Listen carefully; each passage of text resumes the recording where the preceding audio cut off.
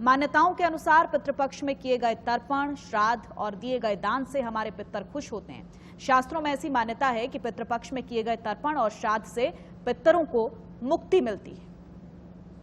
1 सितंबर से 17 सितंबर तक पितृपक्ष चलेगा और आज से इसकी शुरुआत हो गई है। पितृपक्ष का अपना एक अलग महत्व है।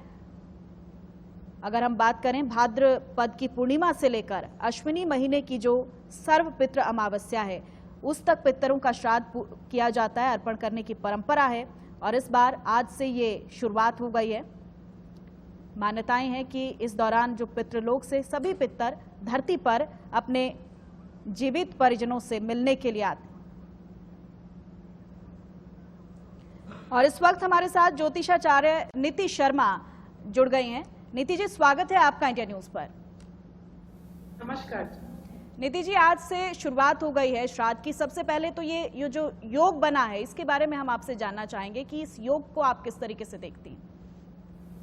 देखिए, हर साल भादो माह की पूर्णिमा से शुक्ल पक्ष से आपके पितृपक्ष स्टार्ट हो जाते हैं और ये अश्विन मास की अमावस्या तक ये रहते हैं। सर्वपितृ मोक्ष अमावस्या भी खत्म होते हैं।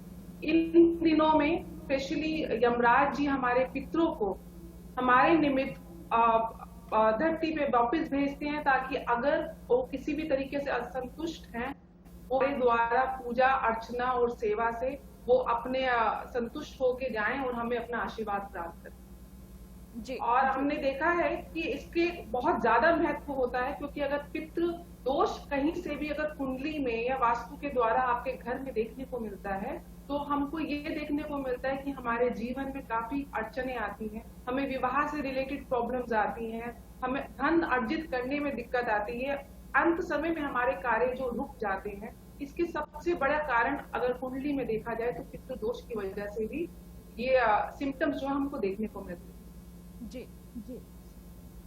नीति शर्मा जी, हमारे साथ एचएस रावत भी जुड़े हुए हैं, धर्मगुरु एचएस रावत जी, आपका स्वागत है इंडिया न्यूज पर। चलिए, किसी तकनीकी खामी के चलते एचएस रावत जी तक हमारी आवाज नहीं पहुंच पा रही है, उनसे हम सवाल करेंगे। नीति जी हमारे साथ लगातार बनी हुए हैं। नीति जी, हम पितृदोष के बारे में बात कर रहे थे। अगर कुछ लोगों को पितृदोष है तो वो किस तरह के उपाय करें, उस पर आप क्या कहेंगे? देखिए, ज्योतिष के क्षेत्र में मैं कार्य करती हूँ, वास्तु के क्षेत्र में कार्य करती हूँ, तो यहाँ पे हमें कुछ सिम्टम्स से संकेत देखने को मिलते हैं अपनी लाइफस्टाइल में या अपने घर में, जिससे हम इस चीज की पुष्टि कर सकते हैं कि हम कुछ न किसी पितृदोष से पीड़ित। पितृदोष आनुमन देखा जाता है अगर हमारे पूर्वजों ने कहीं भी पितरों की सेवा न करी हो या उनका श्राद्ध क्रम जो श्रद्धा से द्वारा किया गया क्रम, इन दिनों में उनकी मुक्ति के लिए हम तर्पण करते हैं, उनको तृप्त करने के लिए हम उनको धन से मतलब गरीबों की सेवा करते हैं, अन्न का दान करते हैं। ये अगर हमने नहीं किया, कहीं से भी हमारे पूर्वजों में किसी भी हमारे जो रिश्तेदारों ने हमारा नहीं किया या किसी भी तरीके से हमें संतुष्ट नहीं किया है तो पितृदोष देखने को मिलता है। नॉर्मली पितृदोष को हम अपनी कुंडली के नवम भाव से देखते हैं। नवम भाव जो है हमारे भाग्य का स्थान है, हमारे पिता का स्थान है, या फिर लगन जो कि हम स्वयं है, वहां भी अगर कोई ना कोई एफ्लिक्शन हो कुंडली में तो देखा जाता है। राहु केतु एक्सिस में जब भी सूर्य जो कि पिता के कारक है और चंद्रमा जो माता के कारक है, अगर वो आ जाए तब पितृदोष के हमें सिम्टम्स दिखने को मिलते हैं। या फिर अगर गुरु जो कि जीव तत्व है, नाड़ी ज्योतिष में हमारे प्राण ऊर्जा का दायक है, अगर वो भी कभी राहु केतु एक्सिस में या शनि और मंगल के द्वारा पीड़ित हो जाए तो पितृदोष देखने को मिलता है। नॉर्मली इसके संकेत ये हैं कि हमारे घर में पूर्वजों में कोई लंबी बीमारी लग जाए या फिर घर में विवाह जैसी शुभ मंगल कार्यों में व्यवधान आए, हमारे योग्य बच्चे हैं उनको अपने अनुसार पार्टनर्स न मिल पाए, संतान प्राप्ति में भी कष्ट होता हुआ देखा जाता है। धन संचय करने में या पारिवारिक जो प्रॉपर्टी को लेके मतभेद होते हैं, ये सारे सिम्टम्स हैं कि कहीं ना कहीं दर्शाता है कि हमारे पितृ हमसे तृप्त नहीं। वास्तु में साउथ वेस्ट डायरेक्शन यानी कि दक्षिण पश्चिम डायरेक्शन पितरों को दी गई है, ये पृथ्वी तत्व डायरेक्शन है। अगर ये भी इम्बैलेंस हो तो पितृदोष देखने को मिलता है। और नॉर्मली आप देखेंगे जहाँ पितृदोष है वहाँ पे साउथ वेस्ट डायरेक्शन यानी कि दक्षिण पश्चिम डायरेक्शन या घर की नॉर्थ ईस्ट यानी कि उत्तर पूर्वी डायरेक्शन में आपको वहाँ पे शॉर्ट्स देखने को मिलेगा, या वहाँ पे आपको सीपेज देखने को मिलेगी, वहाँ पे आपको क्रैक्स देखने को मिलेंगे वॉल के अंदर। ये सारी चीजें इनबैलेंस नॉर्मली देखी जाती हैं जब किसी की भी कुंडली या घर के किसी सदस्य में पितृदोष से पीड़ा उत्पन्न हुई होती है। ठीक है नीति जी, आप बनी रहिए हमारे साथ एच.एस. रावत भी जुड़े हुए हैं, धर्मगुरु हैं। एच.एस. रावत जी, 2020 की अगर हम बात करें तो बहुत कुछ बदल गया है। कोरोना काल ने बहुत सारे बदलाव किए हैं और हम देख रहे हैं कि कुछ संयोग जो हैं वो भी बदले हैं। अगर हम वास्तु और धर्म के नजरिए से भी देखें तो आप श्राद्ध पक्ष में किस तरीके से देखते हैं, और जो लोग अपने पितरों को खुश करना चाहते हैं क्या कुछ उपाय वो इस काल में करें, उस पर आप क्या कहेंगे? देखिए, पितृ एक योनि है, इसको तो कोई डाउट किया नहीं जा सकता, विज्ञान इसको मानता नहीं है। लेकिन देखा जाए तो पृथ्वी के अंदर दो रूप काम करते हैं, एक प्रत्यक्ष और एक अप्रत्यक्ष। एक पराविज्ञान होती है, एक अपराविज्ञान होती है। जो विजिबल है वो प्रत्यक्ष है और जो नॉन विजिबल है वो अप्रत्यक्ष है। तो जो पितृ एक ऐसी योनि है जो दिखाई तो देती नहीं है लेकिन एक्टिव है। हमारे बहुत सारे पूर्वज ऐसे होते हैं कि मृत्यु के बाद में उनको पुनर्जन्म कहीं नहीं मिलता है, तो वो भटकते रहते हैं पेड़ पर, पौधे पर, हमारे घर के आसपास। कई लोगों के सिर में भी वो आ जाते हैं। इस प्रकार की बहुत सारी घटनाएं देखने को मिलती हैं, हमारे शास्त्रों में बहुत सारा विवरण मिलता है। तो हम इन 15 दिनों के अंदर, श्राद्ध पक्ष के अंदर, उन पितरों को याद करते हुए उनकी तृप्ति के लिए, उनका कोई श्राप हमारे ऊपर ना लगे, वो हमारे लिए कोई बुरा ना कर पाए, और कुछ हमारे लिए अच्छा करना चाहते हैं वो अच्छा भी करें, तो उसके लिए इन 15 दिनों में हम उनका श्राद्ध यानी उनको भोजन कराते हैं। और भोजन वैसे तो उनके पास जाता नहीं है, लोग बहुत सारे वैज्ञानिक बोलते हैं जी भोजन उनको कहाँ मिल जाएगा, वो एक अलग विषय है। लेकिन ऐसी सिचुएशंस के अंदर हम साल में सभी धर्म लोग इसको करते हैं, ईसाई लोग भी करते हैं और हिंदू भी करते हैं। ये कहीं ना कहीं जो पितरों का मामला है इसके अंदर हमें कुंडली के अनुरूप भी करना चाहिए, और साथ में मंत्रों के जाप के द्वारा अगर इनका तर्पण करते हैं तो हमारे ऊपर इनका आशीर्वाद भी रहता है। मान लो मेरे पिताजी हैं, वो मेरे को बहुत लाइक करते थे और उनको कहीं योनि नहीं मिली है और वो अतृप्त अवस्था में हैं, तो मैं उनको भोजन कराता हूँ या उनको मैं तर्पण करता हूँ या व्यवस्था ऐसी करता हूँ, तो उनके आशीर्वाद मुझे लगातार बने रहते हैं। तो साल में ये जो पक्ष होता है इसमें पितरों को खुश करने के लिए होता है, और पितर हमेशा बुरा नहीं करते हैं। और रही 2020 की बात, साल बहुत ज्यादा खराब रहा, लेकिन अब इसकी शुरुआत अच्छी हो चुकी है। ग्रह पॉजिटिव स्थिति में जा रहे हैं। अब 13 तारीख से बृहस्पति मार्गी हो जाएंगे, फिर राहु केतु बदल जाएंगे, अपनी राशि के अंदर आ जाएंगे। उसके बाद में 29 तारीख से शनि बदल रहा है, तो फिर अच्छे की उम्मीद हम कह सकते हैं। और ये तो हमने कई बार आपके टीवी पर भी पहले बोला हुआ है कि अगस्त के बाद और सितंबर से कुछ अच्छा होना शुरू हो जाएगा। इसलिए पितरों का एक विधान है, इसको मानने की जरूरत है। पूर्णिमा से शुरू होता है, जैसे कि कल पूर्णिमा है, लेकिन उदय तिथि के अंदर इसको करने की आवश्यकता होती है। कई लोग कल से ही श्राद्ध मानने की पूरी कोशिश में जिद में अड़े हुए हैं। जो मैं उनको कहना चाहता हूं कि जिस दिन व्यक्ति की मृत्यु होती है, जिस तिथि में मृत्यु होती है, उसी तिथि के अंदर उसका श्राद्ध मनाने की परंपरा होती है। अब सुबह 9:39 तक कल 14वीं तिथि है, और सुबह सुबह श्राद्ध 10 घड़ी पहले तक मनाया जाता है कोई भी। तो उस कंडीशन में अब पूर्णिमा का श्राद्ध होगा, कोई 14 का श्राद्ध होगा। इसलिए 2 तारीख से श्राद्धों की शुरुआत है और 17 तारीख तक ये चलेगी। इसमें कहीं कोई संशय नहीं होना चाहिए। हिंदू धर्म के अंदर एक बड़ी विडंबना ये है कि 2 कहीं ना कहीं तिथियों को लेकर के विवाद खड़ा हो जाता है। तो इसलिए मैं कोशिश यही कर रहा हूं कि सभी लोगों को समझाने की कोशिश की जा रही है कि प्रॉपर तरीके से पंचांग के अनुसार ही हमें चलना चाहिए। जी ठीक है नीति जी, कुछ मुख्य कर्म होते हैं श्राद्ध के, उनके बारे में आप क्या कहेंगे? जो करने एसेंशियल्स होते हैं उसमें उनका किस तरीके का इंपॉर्टेंस होता है, ताकि लोग जान सकें कि क्या वो मुख्य कर्म है जो श्राद्ध में करने जरूरी? देखिए, श्राद्ध के समय हमें कुछ नियमों का पालन करना अनिवार्य है, क्योंकि जब तक हम खुद की शुद्धि नहीं करेंगे वैसे उसके बगैर हम पितरों को तृप्त नहीं कर पाएंगे। एक तो श्राद्ध के दिनों में ये जो 16 दिन के दिन होते हैं, अमावस्या तक, सर्व पितृ मोक्ष अमावस्या तक हमको ब्रह्मचर्य का पालन करना चाहिए। इसका शास्त्रों में उल्लेखन दिया हुआ है।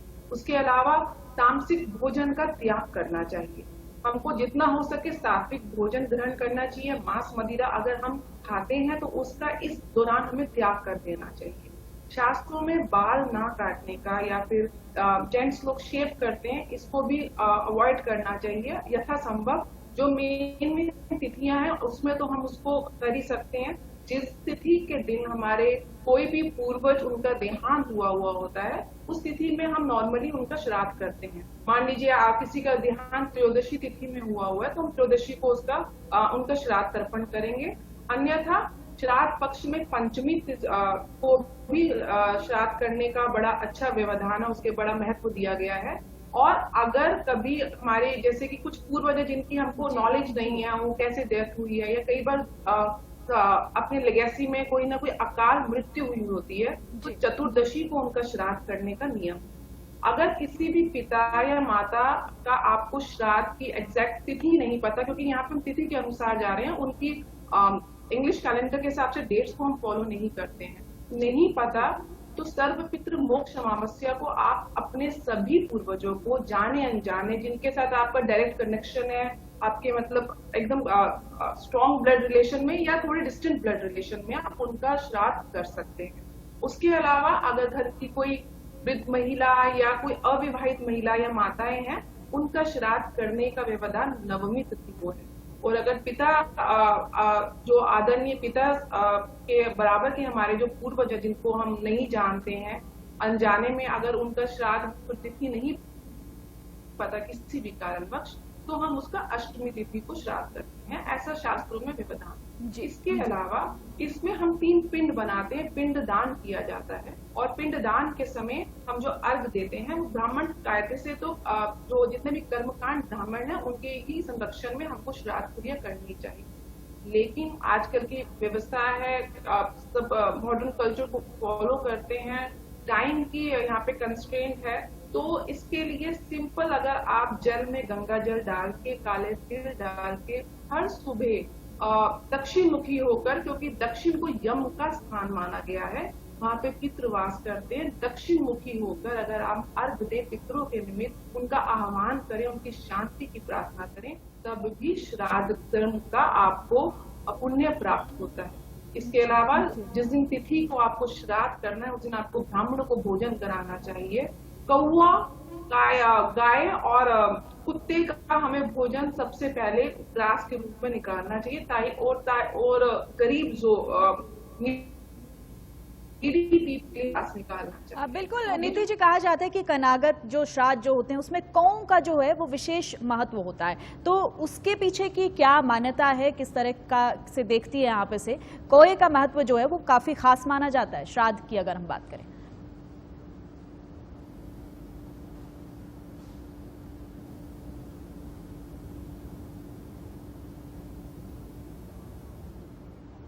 चलिए, एच.एस. रावत हमारे साथ धर्मगुरु जुड़े हुए हैं। एच.एस. रावत जी, इसी सवाल के साथ मैं आपके पास आऊंगी। कौओं को लेकर एक विशेष महत्व होता है, कनागत श्राद्ध की अगर हम बात करें तो हर चीज का अपना एक इम्पोर्टेंस होता है, उस पर आप क्या कहेंगे अगर हम श्राद्ध की बात करें? देखिए, प्रकृति के अंदर हर कहीं ना कहीं चेंटी से लेकर के और हाथी तक का महत्व माना गया है। वैसे तो जो कौवा होता है उसको अशुभ दृष्टि से देखते हैं, लेकिन वो शुभ भी होता है। आपने देखा है कि सुबह सुबह अगर कौवे घर के ऊपर आकर के कौन कौन करने लगते हैं तो लगता है कि कोई घर में आने वाला है मेहमान। तो इसी प्रकार से जो कौवा है वो यम के रूप में भी उसको देखा गया, उसकी सवारी के रूप में भी देखा गया है, क्योंकि बहुत सारी सवारियां होती हैं। तो ऐसा माना जाता है कि उनको प्रसन्न किया जाए, कौवे को ग्रास निकाला जाए तो हमारे ऊपर कोई आपदा नहीं आएगी, और अगर कोई आपदा आने वाली होगी तो कौवा उसकी इंफॉर्मेशन देता है। तो हमारे यहाँ पक्षी का एक सकुन विज्ञान है, जैसे स्वर विज्ञान है, ज्योतिष विज्ञान है, ऐसे ही पक्षियों का भी एक सकुन विज्ञान है कि कौन कौन सा पक्षी हमें जानकारी देता है। अगर कौवे किस तरीके से आपके साथ में काएं काएं कर रहे हैं उसका सकुन क्या है, बिल्ली आ रही है तो उसका सकुन क्या है, पक्षियों के बहुत सारे उड़ के शुरू हो जाते हैं उनका सकुन क्या है। तो हमारे यहाँ पर पितरों के अंदर स्वान यानी जो कुत्ता होता है वो, उसकी भी जो सेंसिटिविटी होती है वो बहुत ज़्यादा होती है, कौवे की भी बहुत ज़्यादा होती है, और गाय को तो हम माता के रूप में मानते ही हैं। इसलिए जो हमारे पितृ हैं वो गाय योनि सर्वश्रेष्ठ, इसमें सभी 84 लाख योनि और साथ में सभी 33 करोड़ देवी देवताओं का वास माना गया है। तो सभी देवताओं को प्रसन्न करने के लिए गाय के लिए निकालते हैं, और जितने भी यमलोक के लोग हैं उनके लिए कौए का, और पृथ्वी लोक के ऊपर कुत्ते का। तो इस वजह से इन तीनों का ज्यादातर महत्व माना गया है। इसके अंदर कोई ना कोई किसी न किसी रूप में, किसी योनि में अगर होता है तो हमारे जो पितृ होते हैं वो कहीं ना कहीं किसी न किसी रूप में तृप्त होते हैं। अभी बहुत सारे, मैं अपनी बातें आपको बताता हूँ, बिल्कुल प्रैक्टिकली बहुत सारे लोग इस पर ऑब्जेक्शन कर सकते हैं कि पितृ कई बार ऐसे होते हैं कि बहुत छोटी उम्र में कोई व्यक्ति, अगर बच्चा मर जाता है और वो धीरे धीरे बड़ा होता रहता है लेकिन उसको योनि प्राप्त नहीं होती है, तो वो इन्फॉर्मेशन देते हैं, वो बताते हैं कि आप मेरे लिए स्थान बनाइए, मेरे को मेरी पितरों की श्राद्ध निकालना शुरू करिए, नहीं तो मैं आपको तंग करूंगा। तो इस तरह की चीजें बहुत सारी सामने आती हैं और हमारे यहाँ तो ग्रंथ भरे हुए हैं। तो इसलिए हमारे शकुन शास्त्र और अपगुण शास्त्र के अंदर इन दोनों का महत्व है। और कुत्ता जब रोना शुरू कर देता है तो लगता है कि कहीं ना कहीं गली में कुछ अपशकुन होने वाला है। तो इन सब चीजों को मानना चाहिए और इन सब के वैज्ञानिक रहस्य हैं, और ये पराविज्ञान के अंदर इसका बहुत बड़ा महत्व माना गया है। जी, बहुत शुक्रिया एचएस रावत जी आपका। नीति जी आपका भी बहुत शुक्रिया। तो श्राद्ध 2 सितंबर से शुरू होने वाले हैं, और किस तरह से आप श्राद्ध मनाएं और किस तरह से आप क्या परहेज रखें, क्या पितृदोष, इन तमाम चीजों को लेकर हमने चर्चा की धर्म गुरुओं से।